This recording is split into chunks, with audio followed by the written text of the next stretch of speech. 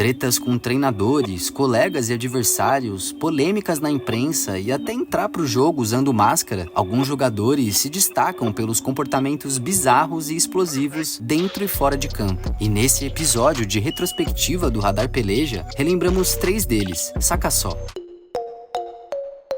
Você sabe quem é esse cara? Se acompanhou o futebol nos anos 90, muito provavelmente sim. Ele é um dos maiores ídolos da história do Bayern de Munique e da seleção alemã, mas sua personalidade foi o que mais marcou a sua carreira. O Radar Peleja de hoje conta algumas das histórias de um dos goleiros mais malucos do futebol mundial. Oliver Rolf Kahn, ou só Oliver Kahn, jogou muito. Só de Bundesliga o cara tem 8, além de uma Eurocopa e ser considerado o melhor goleiro do mundo 3 vezes. Aqui no Brasil, Kahn ficou marcado, claro, pela sua falha na final do Penta. Mas além de craque e adorado pelos brasileiros, o alemão era conhecido por ter alguns parafusos a menos. Apelidado de King Kahn pelo seu jeito em campo, em homenagem ao gorilão do cinema, o King Kong, os torcedores arremessavam bananas no campo pro goleiro. A brincadeira ficou tão marcada que virou até parte de comercial depois que ele se aposentou. Em um desses dias de King Kahn, sobrou até pro jogador do próprio time. Ele era um cara agressivo e perdia a cabeça direto com as falhas da defesa. Na temporada 95-96 contra o Stuttgart, foi a vez do meia Andreas Herzog entregar uma bola pro adversário e causar um contra-ataque. No fim das contas, não passou de uma jogada perigosa, mas não foi ignorada por Kahn, que cobrou o companheiro e quase o jogou no chão por causa da falha. Entre outros episódios bizarros estão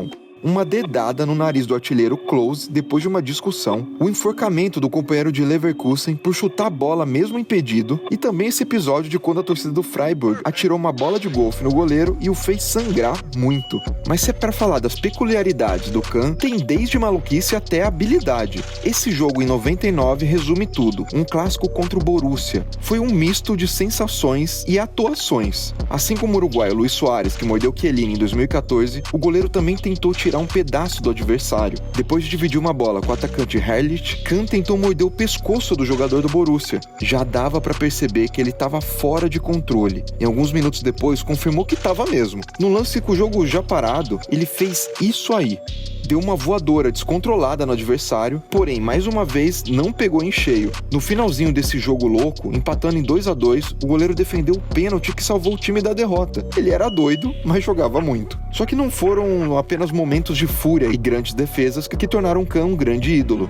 Em 2001, na final da Champions, depois de pegar o último pênalti que deu o título ao Bayern, tudo que qualquer goleiro faria era sair correndo para comemorar, certo? Mas ao invés disso, ele foi calmamente pro lado do gol, onde Canizares, goleiro do Valência, chorava de cabeça baixa. Cani, sua mãe tá assistindo e tá orgulhosa por ter criado um goleiro lendário, disse ele pro colega. Oliver Kahn foi uma lenda em campo e, apesar da falha, eleito o melhor jogador do Mundial de 2002. Tem muito brasileiro que torce o nariz por causa dessa premiação, mas eu duvido você reclamar na cara dele. Questo è il colpo di taekwondo di Ibrahimovic. Quella è la testa di ma già mi ha fatto male qua. Adesso mi ha fatto male qua. Esse cara aí é Antônio Cassano, um dos atacantes mais loucos do futebol italiano. Dessa vez foi ele que tomou o chute, mas geralmente acontecia o contrário. O Radar Peleja de hoje conta algumas das loucuras do maior bad boy italiano. Real Madrid, Milan, Roma, Inter de Milão. Não foram poucos os que deram uma chance e acreditaram no talento de um dos atacantes mais controversos do futebol. Ele, que começou no Bari, da Itália, não demorou muito para chamar atenção e foi contratado pela Roma. Foi na sua passagem pela capital que ele colecionou algumas das suas maiores polêmicas. Por ter uma infância difícil, quando adolescente, ele se envolveu com um grupo de mafiosos de Bari, o que permitiu não pagar o piso, que é uma taxa de proteção oferecida pelos criminosos. Em 2002, quando já era um cara conhecido jogando pela Roma, bandidos roubaram seu carrão, mas poucos dias depois, o mesmo automóvel apareceu intacto na casa da sua mãe, acompanhado de um buquê de flores. No mesmo ano, ele viveu algumas das suas tretas que marcaram a carreira. Apesar de ser muito talentoso, Cassano era desparafusado, e o técnico da Roma, Fábio Capello, não gostava do jeito irresponsável do jogador e inventou um termo em homenagem ao atacante, Cassanata, que basicamente significa chutar o balde. E ele não fez isso poucas vezes. Uma das caçanatas mais famosas aconteceu ainda em Roma, quando num jogo contra o Milan, mesmo vencendo, ele se descontrolou e foi expulso, mas a reação foi ainda pior. O árbitro da partida era Roberto Rossetti, um dos maiores da história, mas que naquela semana sofreu um boato de que teria sido traído pela esposa. Depois de ser expulso, Cassano não pensou duas vezes, colocou o dedo na cara do juiz e fez esse sinal. Com mais jogos de gancho por causa da provocação, o que o mantinha querido pela torcida e pelo clube era o desempenho dentro de campo, principalmente na parceria com Totti. Mas o relacionamento ruim com o técnico fez com que ele decidisse não renovar com a Roma e forçar sua saída para o Real Madrid. Segundo ele, foi lá que ele viveu uma das fases mais loucas da sua vida. Em Madrid tudo era mais fácil, podia convidar mulheres a qualquer hora da noite, era amigo de um empregado do hotel que me trazia sempre 3 ou 4 croissants depois de sexo. Era a noite perfeita, contou ele numa entrevista. A vida mansa no elenco dos Galácticos acabou quando o velho conhecido Fábio Capello foi contratado pelo Real Madrid. Com o treinador, ele voltou à forma e tentou conseguir seu lugar no elenco, só que mais uma vez deu um jeito de irritar o Capello. Por ser deixado no banco várias vezes, ele foi flagrado imitando e zoando o técnico para os companheiros, o que não pegou nada bem e o fez ser emprestado para a Sampdoria. Na Samp ele virou ídolo e também foi lá que viveu um dos seus dias de fúria. Ed estrae il rosso diretto. Cassano a quel punto esplode contro di lui, faticano a tenerlo i suoi compagni, ma anche Barone, come vedete dalle immagini, cercano di tappargli la bocca, ma in realtà lui si leva anche la maglia e la getta per protesta. Continua a insultare l'arbitro. Ele fazia um jogaço contra o Torino, quando perdeu a cabeça e foi expulso, de novo. Só que dessa vez a treta com o juiz não ficou só na provocação. Ele foi pra cima, ameaçou, tirou a camisa e jogou na cara do árbitro. E você pensa que a torcida ficou brava com ele? Nada disso. Ele saiu de campo ovacionado. A passagem pelo clube de Gênova foi marcante e ele tinha tudo pra permanecer e encerrar a carreira por lá.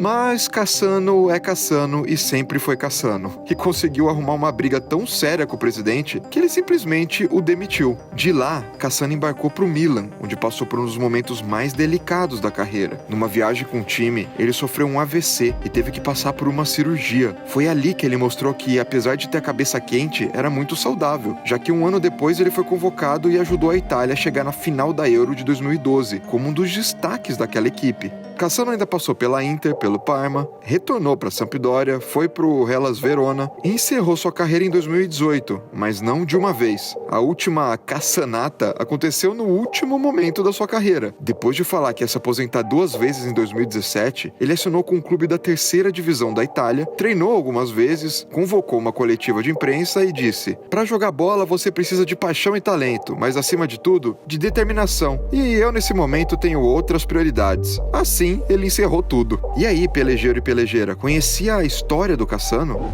Dá uma olhada nesse jogo. Reconhece alguma coisa? Eu acho difícil, porque essa partida valeu pelas quartas de final da Copa da Inglaterra de 1992. Mas por que eu tô te mostrando ela? Por causa desse cara, Fred Barber. O Radar Peleja de hoje conta a história do goleiro mascarado dos anos 90.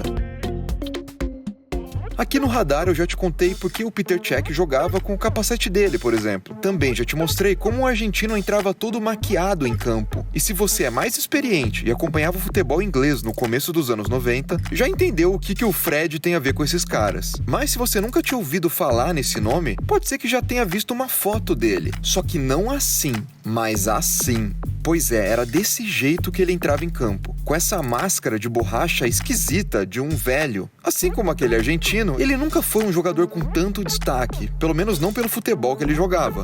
Por quase toda a carreira, ficou de fora da elite na Inglaterra, jogando na 2ª divisão ou até na 3ª. Contando que lá na Inglaterra tem mais de 11 divisões, dá pra dizer que ele jogou num nível alto do futebol inglês. Depois de se destacar no clube que o revelou, ele foi contratado pelo Everton, pra ser uma opção no banco. Mas sem jogar uma única vez pelos Toffees, ele pediu pra sair e foi vendido ao Walsall. E foi lá que ele conheceu e ficou muito amigo do atacante David Kelly. A gente vivia se desafiando e fazendo apostas. Cortava a ponta das meias meias de outros jogadores, travava os carros deles com tijolos, até que um dia, antes do jogo contra o Gillingham, ele me desafiou a entrar em campo vestindo uma coisa que ele escolhesse, contou o próprio Barber a um pequeno jornal inglês. Foi nesse momento que, ainda no vestiário, Kelly mostrou a máscara que lembrava o Fred Krueger, do filme A Hora do Pesadelo, com cabelos brancos e uma verruga no nariz.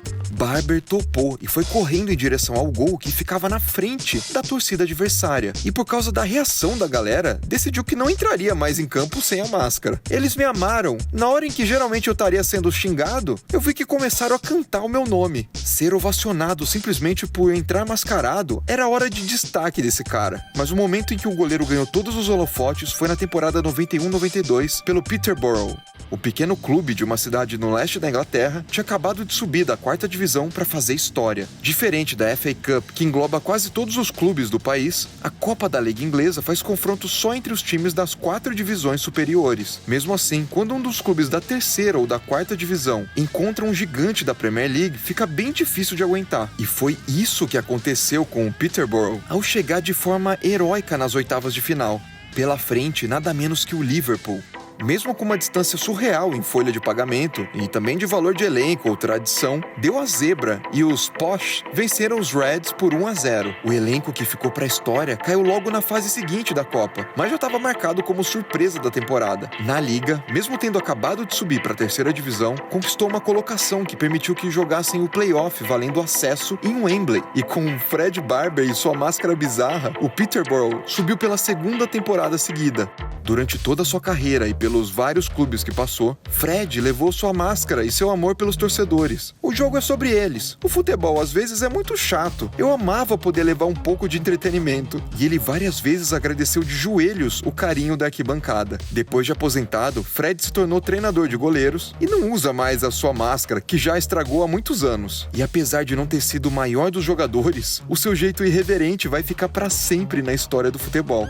E você conhecia esse cara? Será que você usaria de algum marketing assim ou de alguma coisa inusitada para ganhar destaque entre as torcidas? Qual outro personagem inesquecível que era xodó de uma torcida que você se lembra? Eu já logo deixo aqui o Paulo Nunes, que vestia a máscara da feiticeira, tema do Japão quando o Palmeiras ganhou a Libertadores e que também tinha esse marketing pessoal na mídia. Comente, inscreva-se no Peleja e até o próximo Radar.